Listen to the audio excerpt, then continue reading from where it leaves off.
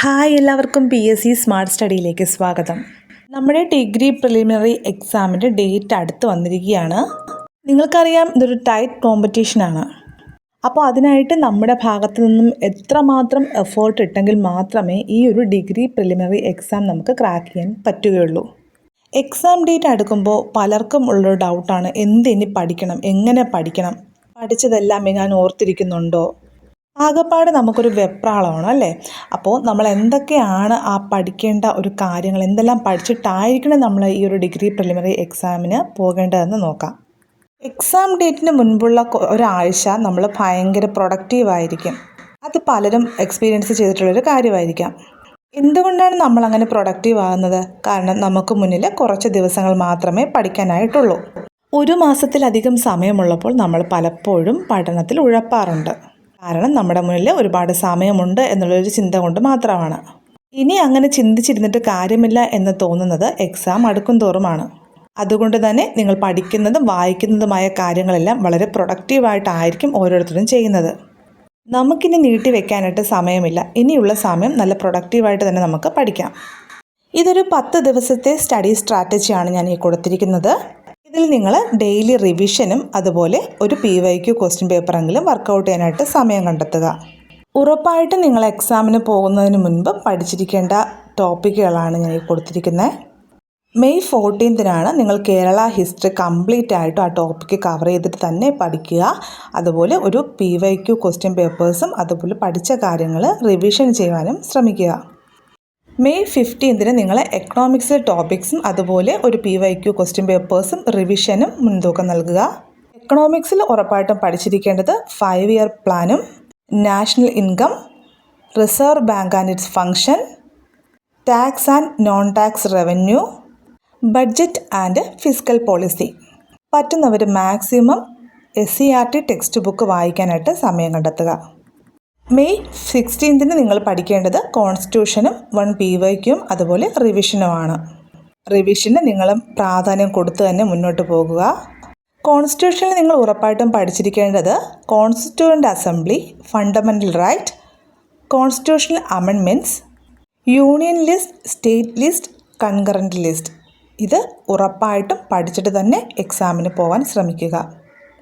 May 17 IT-യും current അഫേഴ്സും ഒരു PYQ question പേപ്പേഴ്സും റിവിഷനും പഠിക്കാനായിട്ട് ശ്രമിക്കുക. IT പഠിക്കുമ്പോൾ മാക്സിമം നിങ്ങൾ PYQ ക്വസ്റ്റ്യൻ പേപ്പേഴ്സ് റെഫർ ചെയ്ത് പഠിക്കാൻ ശ്രമിക്കുക.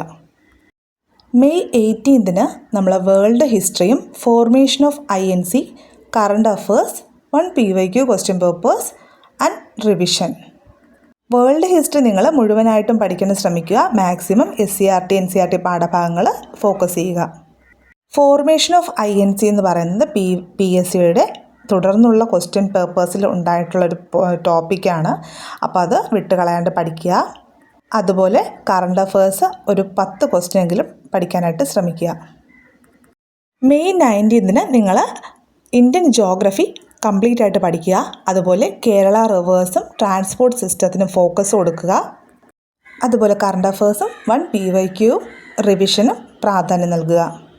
ഓർക്കുക, നിങ്ങൾ റിവിഷന് മുൻതൂക്കം കൊടുക്കണം. പഠിച്ച കാര്യങ്ങൾ ഓർത്തെടുക്കുക എന്നുള്ളത് വളരെ ഇമ്പോർട്ടൻ്റ് ആയിട്ടുള്ളൊരു കാര്യമാണ്.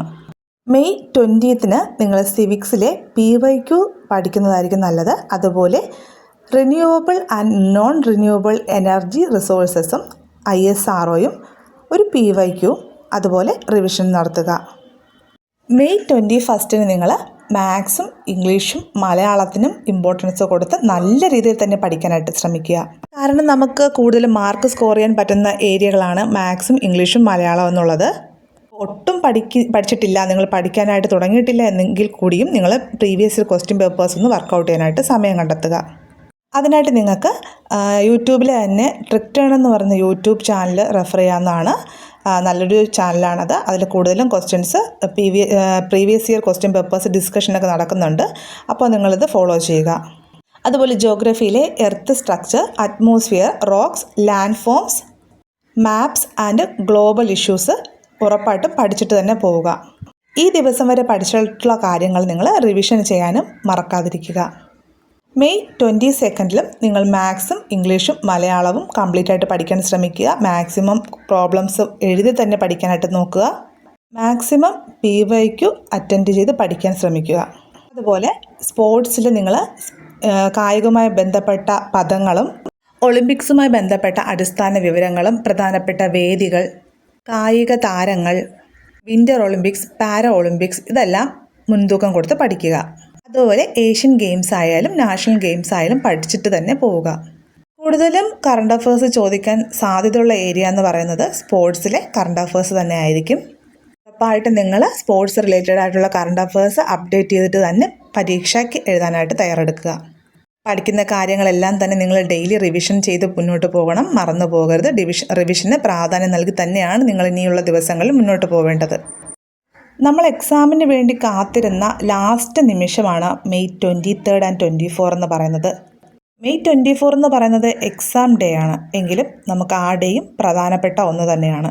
കാരണം പരീക്ഷ എഴുതുന്നതിന് മുൻപുള്ള സമയം വരെയും നമ്മൾ പഠിക്കുന്ന ഓരോ പോയിൻറ്സും പ്രാധാന്യമുള്ളത് തന്നെയാണ്. അതുകൊണ്ട് ലാസ്റ്റ് മിനിറ്റ് സ്റ്റഡി എന്ന് പറയുന്നത് വളരെ വളരെ നിങ്ങൾ ഇമ്പോർട്ടൻ്റ് ആയിട്ട് തന്നെ കരുതുക. ഈ ദിവസങ്ങളിൽ നിങ്ങൾ മാത്സിനും ഇംഗ്ലീഷിനും മലയാളത്തിനും ഇമ്പോർട്ടൻസ് കൊടുത്ത് പഠിക്കുക. മാത്സും മലയാളം ഇംഗ്ലീഷും നിങ്ങൾക്ക് എത്രത്തോളം പഠിക്കാനായിട്ട് സമയം കണ്ടെത്തുമോ അത്രത്തോളം നിങ്ങൾക്ക് വിജയിക്കാനുള്ള സാധ്യതയും കൂടുതലാണ്. അപ്പോൾ മാത്സും ഇംഗ്ലീഷും മലയാളവും കറണ്ട് അഫേഴ്സും റിവിഷനുമാണ് ഈ 2 ദിവസങ്ങൾ നിങ്ങൾ ചെയ്യേണ്ടത്. തീ പോലെ നമ്മൾ കത്തിപ്പടർന്നാൽ ഉറപ്പായിട്ടും നമുക്ക് ചുറ്റുമുള്ളവർക്ക് വെളിച്ചം പകരാൻ നമുക്ക് സാധിക്കുന്നതാണ്. ഇനിയുള്ള ദിവസങ്ങളിലെങ്കിലും നല്ല രീതിയിൽ പഠിക്കുവാനായിട്ട് നിങ്ങൾ നിങ്ങളെ തന്നെ മോട്ടിവേറ്റ് ചെയ്യുക. ഇനി പഠിച്ചാലും നമ്മൾ ഉറപ്പായിട്ടും വിജയിക്കും. അതിനായിട്ടുള്ളൊരു തയ്യാറെടുപ്പ് നിങ്ങൾ ഇന്നു മുതൽ സ്റ്റാർട്ട് ചെയ്യുക. All the best.